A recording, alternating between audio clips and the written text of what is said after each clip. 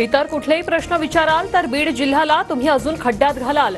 पत्रकारांच्या प्रश्नांना मंत्री पंकजा मुंडेंची बगल. अंजली दमानियांनी कृषी पंप घोटाळ्याचे कुठलेही पुरावे दिले नाहीत. धनंजय मुंडे आणि दमानियांमध्ये आरोप प्रत्यारोप सुरू. मात्र प्रकरणाची शहानिशा करून बोलणार. उपमुख्यमंत्री अजित पवारांची प्रतिक्रिया. पुण्याच्या येरवड्यात आरएस कंपनी टोळीची दहशत. अपहरण करून तरुणाला बेदम मारहाण. व्हिडिओ इन्स्टावर अपलोड. मारहाण करणारे तिघे ताब्यात. 27 जानेवारीला केलं होतं तरुणाचं अपहरण.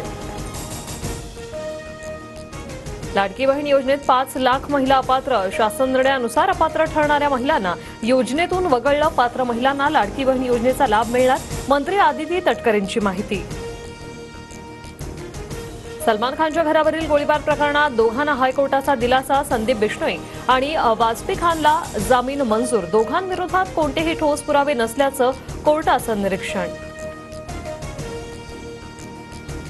सोयाबीन खरेदीचा मोठा गोंधळ. 2दा मुदतवाढ देऊनही शेतकऱ्यांची सोयाबीन अजून बाकी. सोयाबीन खरेदीसाठी पुन्हा एकदा मुदतवाढ देण्यासाठी राज्याचा केंद्राला प्रस्ताव.